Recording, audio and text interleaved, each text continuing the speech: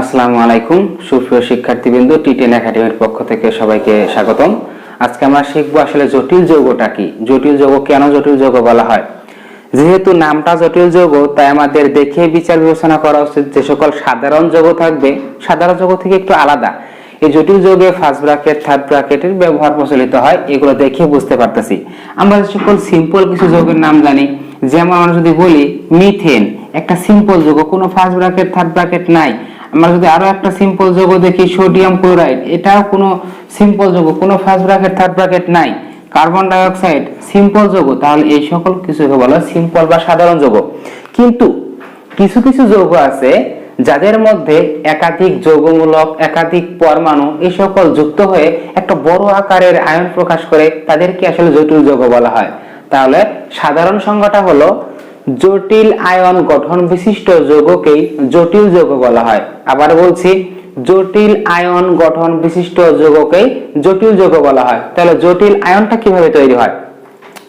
আমি তিনটা যৌগ লিখছি, সিম্পল তিনটা জটিল যৌগ লিখছি। দেখা যাচ্ছে যে জটিল যৌগে জটিল আয়নটা আসলে কার? জটিল আয়নটা থাকবে ধাতুর থাকবে।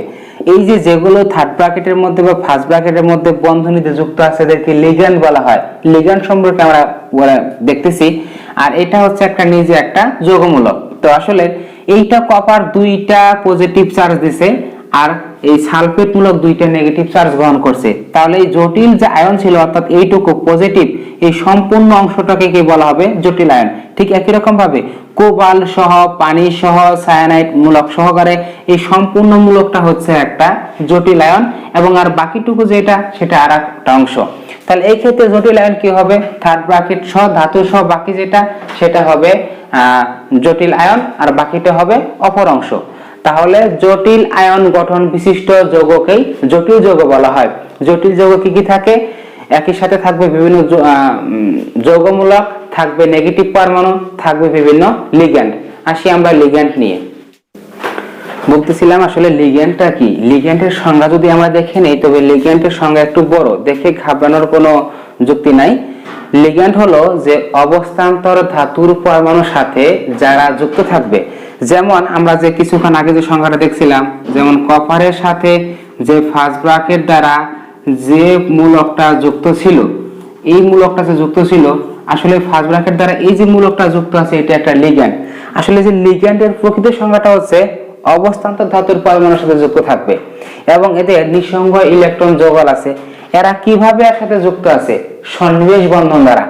এরা ইলেকট্রন দেয়, বরাবর এরা ইলেকট্রন দেয়, তাই এদেরকে ইলেকট্রন দাতা গ্রুপ বলা হয়। এবং লিগ্যান্ড শব্দের বাংলা মানে যদি দাঁড়ায়, এই লিগ্যান্ড শব্দের বাংলা মানে কিন্তু হচ্ছে ইলেকট্রন দাতা গ্রুপ।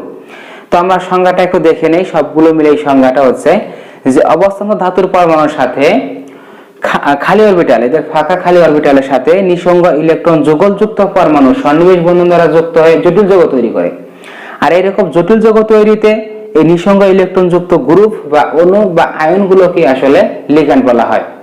লিগ্যান্ডকে ভাগ করলে দুই ভাগে ভাগ করা যায়, এদেরকে বলা হয় প্রশমন লিগ্যান্ড, আর একটা হচ্ছে ঋণাত্মক লিগ্যান্ড। লিগ্যান্ড দুই প্রকার, একটা হচ্ছে প্রশমন লিগ্যান্ড, আর একটা হচ্ছে ঋণাত্মক লিগ্যান্ড। প্রশমন লিগ্যান্ড কোনগুলো?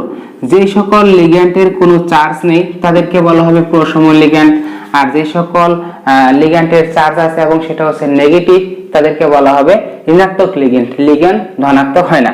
তো প্রশমন লিগ্যান্ড কোনগুলো? প্রশমন লিগ্যান্ড হচ্ছে যেমন পানি, এই লিগ্যান্ডটাকে বলা হয় অ্যাকুয়া। তারপরে আছে অ্যামোনিয়া, অ্যামোনিয়াকে এটাকে বলা হবে amine. CO carbonyl, NO nitrosyl, CS এটাকে বলা থায়োকার্বনিল, এনএস থায়োনাইট্রোসিল, এই সকলগুলোকে বলা হয় প্রশমন লিগ্যান্ড। আমি আবার বলতেছি যে অ্যাকুয়া, অ্যামিনো, কার্বনিল, নাইট্রোসিল, থায়োকার্বনিল, থায়োনাইট্রোসিল, এদেরকে প্রশমন লিগ্যান্ড। কেন প্রশম বা নিরপেক্ষ বললাম? প্রশম বা নিরপেক্ষ এই জন্য যে এদের কোনো চার্জ নাই। তাহলে ঋণাত্মক লিগ্যান্ড কোনগুলো? ঋণাত্মক লিগ্যান্ড যাদের নেগেটিভ চার্জ আছে। যেমন আমি বলতে পারি সমস্ত হ্যালোজেন গুলো, মানে ফ্লোরিন, ক্লোরিন, ব্রোমিন, আয়োডিন, এই সকল প্রত্যেকেরও যেহেতু নেগেটিভ চার্জ আছে, তারা প্রত্যেকে হচ্ছে ঋণাত্মক লিগ্যান্ড। তারপর আমি লিখতে পারি ফ্লোরিন, ক্লোরিন, ব্রোমিন, আয়োডিন ছাড়াও আছে যেমন সায়ানাইড মূলক, এটা হচ্ছে একটা ঋণাত্মক লিগ্যান্ড। রয়েছে হাইড্রোক্সিমূলক, এটা হচ্ছে ঋণাত্মক লিগ্যান্ড। তাহলে লিগ্যান্ড দুই প্রকার, একটা প্রশম, একটা হচ্ছে ঋণাত্মক। যাদের নেগেটিভ চার্জ আছে তারা হচ্ছে ঋণাত্মক, যাদের নেগেটিভ চার্জ নাই এবং তাদের কোনো রকম চার্জ নাই তারা হচ্ছে প্রশম লিগ্যান্ড। আর এগুলো যুক্ত থাকে কার সাথে? যুক্ত থাকে এই অবস্থান্তর ধাতুর পরমাণুর সাথে। অবস্থান্তর মৌল কেন বা বলা হয়? আরেকটি কথা, যে সকল মৌল জটিল যৌগ গঠন করবে শুধুমাত্র তারাই যারা অবস্থান্তর মৌল। অবস্থান্তর মৌল ছাড়া অন্য কেউ জটিল যৌগ গঠন করে না এবং তাদের সেই সকল যৌগ রঙিন হয় না। তো কেন অবস্থান্তর মৌল বলা হয়? এই জন্য অবস্থান্তর মৌল বলা হয়, এদের ইলেকট্রন বিন্যাস করে ডি অরবিটালে 1 থেকে 9টা ইলেকট্রন থাকে। অর্থাৎ আয়রন পরমাণু যদি আমরা ইলেকট্রন বিন্যাস করি তবে দেখা যাবে যে ইলেকট্রন বিন্যাস করে তার ডি অরবিটালে 1 থেকে 9টা ইলেকট্রন। 1 থেকে 9টা ডি অরবিটালে সর্বোচ্চ ইলেকট্রন ধারণ ক্ষমতা 10টা, কিন্তু আছে 1 থেকে 9টা, মানে অর্ধপূর্ণ বা অপূর্ণ অবস্থায় থাকবে। আর যাদের এইরকম ডি অরবিটালে অপূর্ণ অবস্থায় ইলেকট্রন থাকবে, ডি অরবিটাল হোক 3d হোক 4d হোক 5d, যখনই অপূর্ণ অবস্থায় থাকবে তখনই সেটা হবে একটা অবস্থান্তর মৌল। তাহলে এইখানে কপার কিন্তু একটা অবস্থান্তর মৌল, আর এই অবস্থান্তর মৌলের সাথে এরকম লিগ্যান্ড যুক্ত হয়েছে এবং একটা যৌগ তৈরি করেছে। সার্বিকভাবে এই যৌগটাকে বলা হবে জটিল যৌগ।